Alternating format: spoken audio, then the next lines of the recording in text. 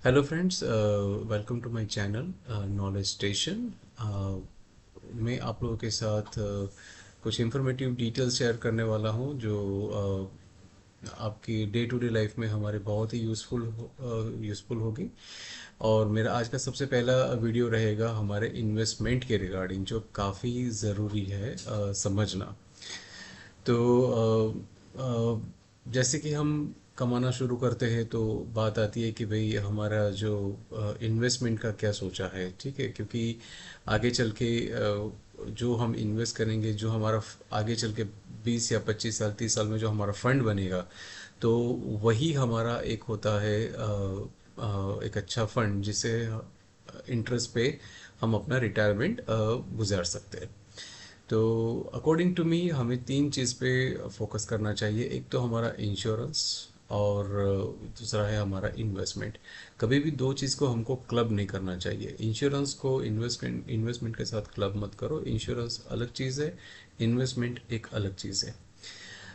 Insurance में अगर मैं थोड़ी आप लोगों के साथ में बात शेयर करूं तो इंश्योरेंस आप लोगों को जैसे पता है कि जैसे अलग अलग तरह के इंश्योरेंस आते हैं। लाइफ इंश्योरेंस होता है, उसके बाद आपका हेल्थ इंश्योरेंस होता है जिसे हम मेडिक्लेम भी कहते हैं, और उसके बाद है होम इंश्योरेंस हो गया, और बाकी सारे अलग अलग तरह के इंश्योरेंस हैं। सो इसमें क्या करना चाहिए हमें कि हमारा जो इंश्योरेंस है, जो भी आदमी फैमिली में जो भी अर्निंग पर्सन है, तो सबसे पहले एडवाइजेबल है कि आप उसका इंश्योरेंस करवा लो, अर्निंग पर्सन का। क्योंकि अगर कल उठ के अगर कुछ अर्निंग पर्सन जो घर में कमा रहा है, अगर उसको कुछ हो जाता है, ठीक है, जैसे ऐसी कोई अनफॉर्चुनेट इवेंट हो गई, तो उस केस में इनकम बंद हो जाएगी। और उस केस में इनकम बंद होने पे जो फाइनेंशियल खर्चे वो तो रुकने वाले हैं नहीं। तो in the absence of that person, earning person, अगर एक इंश्योरेंस का एक अच्छा खासा अमाउंट आता है तो उसको आप कहीं इन्वेस्ट करके या बैंक में रखकर उसका इंटरेस्ट पे हम हमारा जो भी फैमिली अपना फाइनेंशियल खर्चा निकाल सकती है। तो ये एक बात हो गई। तो जो अर्निंग पर्सन है, एडवाइजेबल है आप उसी का ही इंश्योरेंस लो। जैसे कुछ एडवाइज़र आपको बोलेंगे कि नहीं, आप अपने बच्चे का इंश्योरेंस ले लो, आप अपनी वाइफ का इंश्योरेंस ले लो। तो मुझे नहीं लगता कि वो उतना इम्पॉर्टेंट है, क्योंकि इंश्योरेंस का मतलब ही वही होता है कि जो भी अर्निंग पर्सन है, तो अगर उसको अगर कुछ हो जाता है कुछ, और उसकी एब्सेंस में जो फैमिली फाइनेंशियली सफ़र ना हो, तो उसी के लिए इंश्योरेंस हमारा लिया जाता है। तो ये हो गई एक बात इंश्योरेंस के रिगार्डिंग। साथ में मैं इंश्योरेंस में आप लोगों के साथ ये बात शेयर करना चाहता हूँ कि बहुत सारे अलग अलग प्रोडक्ट है इंश्योरेंस में। आप अपना लाइफ इंश्योरेंस होता है, हेल्थ इंश्योरेंस होता है, और बाकी सारे इंश्योरेंस प्रोडक्ट है। तो मैं ये मानता हूँ इंश्योरेंस में कि आपको अगर अपना इंश्योरेंस करवाना है, लाइफ इंश्योरेंस, तो ऑलवेज टर्म इंश्योरेंस का ही आप सोचो। टर्म इंश्योरेंस में ये होता है कि आप अपना जो है एक अच्छा खासा आप अपना कवर ले सकते हो, इंश्योरेंस कवर 1 करोड़ का या 2 करोड़ का, और साथ में आपको प्रीमियम अमाउंट बहुत ही कम रहता है, ठीक है। और कुछ कंपनियां तो आपको रिटर्न प्रीमियम का भी एक ऑप्शन देती है। यूजुअली टर्म इंश्योरेंस में होता है कि आपको प्रीमियम वापस नहीं मिलता है, बट अभी इंश्योरेंस कंपनी ने अपना प्लान लॉन्च किए है कि जहाँ पे आपको अगर कुछ भी नहीं होता है तो आपको आपके प्रीमियम आपको रिटर्न कर दिए जाएंगे, ठीक है। तो ये बहुत ही अच्छा है। तो ट्रेडिशनल लाइफ इंश्योरेंस परचेस करने से बजाय आप टर्म इंश्योरेंस का ही प्रेफर करो। उसमें आपको कवरेज बहुत अच्छा मिलेगा, और साथ में आपको प्रीमियम कम रहेगा। तो ये हो गई पहली बात। उसके बाद आपको इन्वेस्टमेंट के बारे में सोचना चाहिए। तो इन्वेस्टमेंट जैसे होता है कि यूजुअली कि भाई आप अपना जो इनकम का 20%, आपका जो भी है इनकम का 20% आपको सेव करना चाहिए। और वो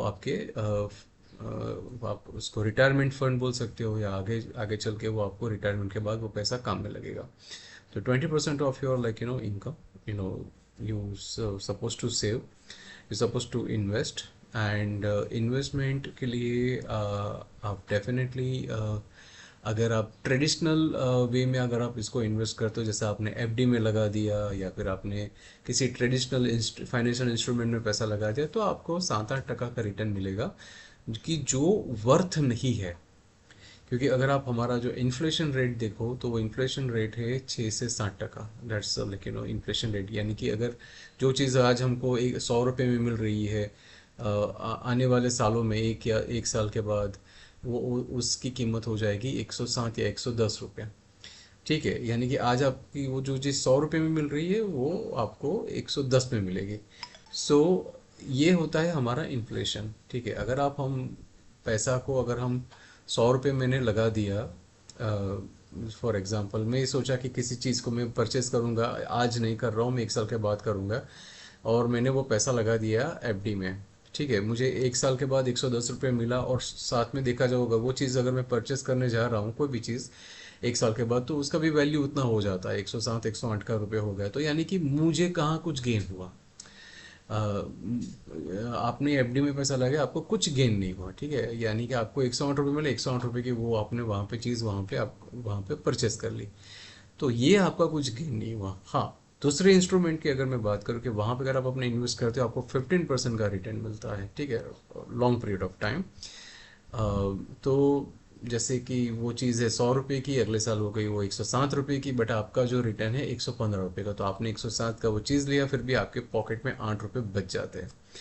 तो ये मैंने आपको एग्जांपल दिया समझाने के लिए। तो आपको जो है जो market related, share market related जो प्रोडक्ट है, आई वुड नॉट एडवाइस कि अगर आपके पास अगर वो टैलेंट नहीं है, वो एनालिसिस का टाइम नहीं है, तो सीधा मार्केट में मत इन्वेस्ट कीजिए। म्यूचुअल फंड एक बहुत ही अच्छा ज़रिया है शेयर मार्केट में इन्वेस्ट करने का, क्योंकि म्यूचुअल फंड में एक पोर्टफोलियो मैनेजर रहता है कि जो सारे कंपनीज का फाइनेंशियल डेटा स्टडी करते रहते हैं, एंड अकॉर्डिंगली वो लोग इन्वेस्ट करते हैं। सो बीइंग अ लेमैन जिसको स्टॉक्स मार्केट की कुछ इन्फॉर्मेशन नहीं है, I would advise instead of like jumping directly to stock market, I would advise you go invest in stocks market through mutual fund. So that will be like saves you a lot of time, and over a longer period of time, अगर आप 25 साल 30 साल का Spain लेके चलते हो, तो आपको एवरेज 15% का रिटर्न अच्छा म्यूचुअल फंड आपको निकाल के दे देता है। तो आप अपना जो इन्फ्लेशन है आप उसको भी बीट करोगे, और आप एक अच्छा एक वेल्थ क्रिएट कर पाओगे। So before closing my session, I would say insurance को अलग रखिए, इन्वेस्टमेंट को अलग रखिए। इंश्योरेंस और इन्वेस्टमेंट को क्लब मत कीजिए। आपको जो भी है कोई भी एडवाइज़र, इंश्योरेंस एडवाइज़र आएगा, आपको बोलेगा कि आज आप इतना डालो, आपको 25 साल के बाद इंश्योरेंस कंपनी आपको 40 लाख देगी, 50 लाख देगी। अगर आप उसका रिटर्न निकालोगे कि भाई आज मैं डाल रहा हूँ 25,000, आप उसका रिटर्न निकालोगे कि भाई 25 साल के बाद अगर मुझे इतना मिल रहा है, तो वो एवरेज रिटर्न निकल के रहता है 5 से 6% या 60% मैक्सिमम। तो वहाँ पे आप कुछ गेन नहीं कर पाओगे। ठीक है, आपने जो पैसा डाला वो अ, बस आपका पैसा वहाँ पे जा रहा है, और इन्फ्लेशन भी नहीं बीट हो रहा है। आपके पास जो 25 साल के बाद पैसा आपको इंश्योरेंस कंपनी ने दिया, वो भी कुछ इतना बड़ा अमाउंट नहीं होगा उस 25 साल के मार्केट के हिसाब से। एंड सो आप अपना कभी वो वेल्थ क्रिएट नहीं कर पाओगे। हाँ, हम सबको इंश्योरेंस लेना चाहिए, बट इंश्योरेंस हमको लेना चाहिए हमारा टर्म लाइफ इंश्योरेंस, जहाँ पे प्रीमियम कम रहता है, इंश्योरेंस कवरेज ज़्यादा मिलता है। उसके बाद हमें अपना लेना चाहिए मेडिक्लेम। मेडिक्लेम जिसे हम हेल्थ इंश्योरेंस भी कहते हैं, वो एक ज़रूरी है दिस डेज, और सबको मैं रिकमेंड करता हूँ आप अपनी ज़रूरियात के हिसाब से उसको ज़रूर ले। 10 लाख का कवरेज, 50 लाख का कवरेज फैमिली में होना ही चाहिए, क्योंकि this days like medical expenses बहुत ही एक्सपेंसिव है। तो अगर आपकी जो भी सेविंग है, अगर आपके पास मेडिक्लेम इंश्योरेंस नहीं है, आपके पास सेविंग आपने बचा के रखे, हर महीने आप 5,000 बचा रहे हो, आपने 1 साल में 60,000 बचा लिया, 2 साल में आपने 60,000, दूसरे 60,000 और इंटरेस्ट मिला के 1,30,000 आपने बचा लिया। तीसरे साल आप कुछ बीमार पड़ गए, ठीक है, आपके पास कुछ इंश्योरेंस वगैरह नहीं है, मेडिक्लेम इंश्योरेंस नहीं है, आप एडमिट हुए, आपका डॉक्टर का खर्चा आया 60-70 हज़ार, ठीक है, और आपने जो बचाए थे 1,30,000 उसमें से वो चला गया। तो ये जो है आपकी जो सेविंग है उसको खा जाता है। तो 2 साल आपने किया, वापस से आप नीचे आ गए। उस केस में आपको क्या करना चाहिए, एक एक्स अमाउंट, एक एक्स प्रीमियम आप इंश्योरेंस कंपनी को देते हो for the health coverage for your family, for you and for your family.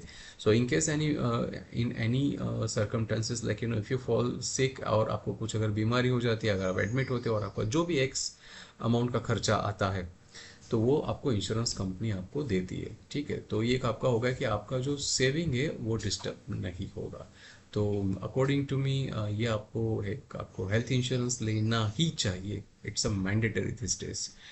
सो आपका हो गया टर्म लाइफ इंश्योरेंस, उसके बाद हो गया आपका हेल्थ इंश्योरेंस, और तीसरा हो गया आपका क्रिटिकल इलनेस।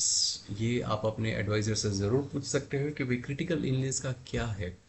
क्योंकि अभी के टाइम पे जो चल रही है, जो भाई हम जिस एनवायरनमेंट में हम लोग जी रहे हैं, तो जैसे बीमारियां हो गई, कुछ ऐसी क्रिटिकल इलनेस हो जाती है, टर्मिनल इलनेस हो जाती है, जैसे कुछ हो गया, कैंसर हो गया, या किडनी का प्रॉब्लम हो गया, हार्ट का प्रॉब्लम हो गया, and like there are like 30-35 like illnesses which insurance company recognize them as a terminal illness or a critical illness, कि जिसमें आदमी कमा आदमी की इनकम पे उसका असर पड़ता है। फॉर एग्जांपल मैं आपको बताता हूँ कि अगर कोई अच्छा खासा आदमी है, स्वस्थ है, वो काम कर रहा है, महीने का वो 50-60 हज़ार कमा रहा है, घर पे आ रहा है, उसका घर भी चल रहा है, ठीक है, उसने अपना इंश्योरेंस ले लिया, ठीक है, उसने अपना टर्म लाइफ इंश्योरेंस ले लिया। टर्म लाइफ इंश्योरेंस कम कब में आएगा, कि जब अगर वो जिसने भी अपना इंश्योरेंस करवाया है, कि अगर उसके डेथ हो जाती है, ठीक है, तब जाके ही वो इंश्योरेंस काम में आएगा, टर्म इंश्योरेंस। अगर मानिए 1%, आप एक एग्जांपल ले लीजिए कि अगर जो भी आदमी कमा रहा है और उसको कोई ऐसी टर्मिनल इलनेस हो जाती है, ठीक है, जैसे कि उसको पैरालिसिस हो गया, या भी उसकी किडनी खराब हो गई, उसको ब्रेन ट्यूमर हो गया। जस्ट मैं आपको एक हाइपोथेटिकल सिचुएशन आपको समझा रहा हूँ। उससे क्या होगा कि जैसे ही अगर वो हो गया, तो वो आदमी काम नहीं कर पाएगा, क्योंकि ऑब्वियसली उसकी ट्रीटमेंट हो रही है, ठीक है, उसका, हाँ, हेल्थ इंश्योरेंस लेके रखा है, मेडिक्लेम इंश्योरेंस लेके रखा है, उससे मेडिकल एक्सपेंसेस तो निकल गए, बट उसकी इनकम बंद हो गई। जो महीने 50-60 हज़ार वो कमा रहा था, वो बंद हो गया। क्यों? क्योंकि वो अभी इतना बीमार है कि वो जॉब नहीं कर सकता, जॉब नहीं कर सकता, तो ऑब्वियसली उसकी इनकम बंद हो गई। तो इनकम बंद हो गई, तो उस केस में क्या है कि कई क्रिटिकल इलनेस, अगर आपको कोई भी कुछ 30-35 क्रिटिकल इलनेस है, जो इंश्योरेंस कंपनी, हर एक इंश्योरेंस कंपनी का अलग अलग डिफाइन करके रखी है, कुछ किसी ने 10, किसी ने 15, किसी ने 35, ऐसा। तो मैं एडवाइस करूँगा, जो इंश्योरेंस कंपनी ज़्यादा से ज़्यादा इलनेस कवर कर रही है, उसी कंपनी का क्रिटिकल इलनेस प्लान आपको लेना चाहिए। लेने से पहले आप अपना वो कौन कौन सी क्रिटिकल इलनेस है उसमें कवर हो रही है, वो आप ध्यान से पढ़ ले, समझ ले। उससे क्या होगा कि जो इलनेसेस अगर बाई चांस हो जाती है, ठीक है, और वो अर्निंग पर्सन उससे उसके ट्रीटमेंट कर रहा है, और वो उसका जॉब उसका बंद हो गया है, वो नहीं कर पा रहा है, उस केस में जैसे ही क्रिटिकल इलनेस डायग्नोस होती है, इंश्योरेंस कंपनी आपको, जो इंश्योरेंस लिया है आपने, जैसे 30 लाख की क्रिटिकल इलनेस पॉलिसी आपने ली है 50 लाख के लिए, तो वो 50 लाख रुपया आपको कंपनी, इंश्योरेंस कंपनी आपको दे देती है on the diagnosis of the critical illness. ठीक है, तो एक बहुत ही बड़ा एडवांटेज हो गया कि जब भी चलो कुछ ऐसा बीमारी हो गई और मैंने क्रिटिकल इलनेस लेकर रखा है, कुछ मेरा ट्यूमर हो गया, ब्रेन ट्यूमर, और मैं काम नहीं कर सकता, अभी मुझे ट्रीटमेंट चल रहा है, मुझे आराम चाहिए, मैं अभी आगे चल के काम नहीं कर पाऊंगा, तो उस केस में कंपनी, मैंने insurance policy critical illness plan लेके रखा है, इंश्योरेंस कंपनी मेरा डॉक्यूमेंट्स वेरीफाई करेगी on diagnosis of like critical illness. Insurance company मुझे पैसा दे देगी, जो मैंने इंश्योरेंस पॉलिसी ली है, जैसे 30 लाख के लिए, 40 लाख की, 50 लाख की, वो एक फंड आएगा। क्योंकि अभी वो आदमी मीन्स जो भी है वो अभी मरा नहीं है, तो यानी टर्म इंश्योरेंस तो आप भूल जाओ। ठीक है, मेडिक्लेम से क्या होगा कि आपके जो हॉस्पिटल के खर्चे और वो निकल गए, बट इनकम क्या क्या है, जो घर चलाना है आपको, ठीक है, आपका घर का राशन, आपका बिजली, आपका मोबाइल बिल वगैरह, वो कैसे निकलेगा आपका, ठीक है ना, तो उसके लिए एक आपको एक अमाउंट चाहिए। ठीक है, तो जैसे ऐसी कोई इलनेस हो गई, आप काम नहीं कर सकते, तो जैसे ही वो इंश्योरेंस कंपनी आपको 50 लाख का पॉलिसी लिया, आपको 50 लाख दे दिया, so you are safe now, you put that money in bank, and in on interest, and whatever that interest comes on a monthly basis, तो वो आपका उस हिसाब से आपका घर के खर्चे आपके मैनेज हो जाएंगे, और आप एक वरी फ्री लाइफ जी सकते हैं। सो इंश्योरेंस मैंने आपको जैसे समझाया, 3, एक हो गया आपका टर्म इंश्योरेंस, ठीक है, उसके बाद है आपका हेल्थ इंश्योरेंस जो आपको मेडिक्लेम कहता है, या तीसरा होता है आपका क्रिटिकल इलनेस। ये तीन इंश्योरेंस तो हमें लेने ही लेने चाहिए, looking at this like current situation. And investment I would definitely advise to invest in instrument, financial instrument where you get more returns than bank FD। Bank FD वाले जो 7-8% वाले इन्फ्लेशन से नहीं बीट कर पाएंगे, आपका कुछ भी वेल्थ आप क्रिएट नहीं कर पाओगे। आपको म्यूचुअल फंड में ज़रूर राय देना चाहूँगा। और आगे अगर आपको इसी तरह के वीडियो आपको देखने हैं तो मुझे डेफिनेटली मेरे चैनल को लाइक कीजिए, सब्सक्राइब कीजिए, और साथ में बेल आइकन दबा के इसको अपने फ्रेंड्स के साथ साझा कीजिए। Thank you, bye bye.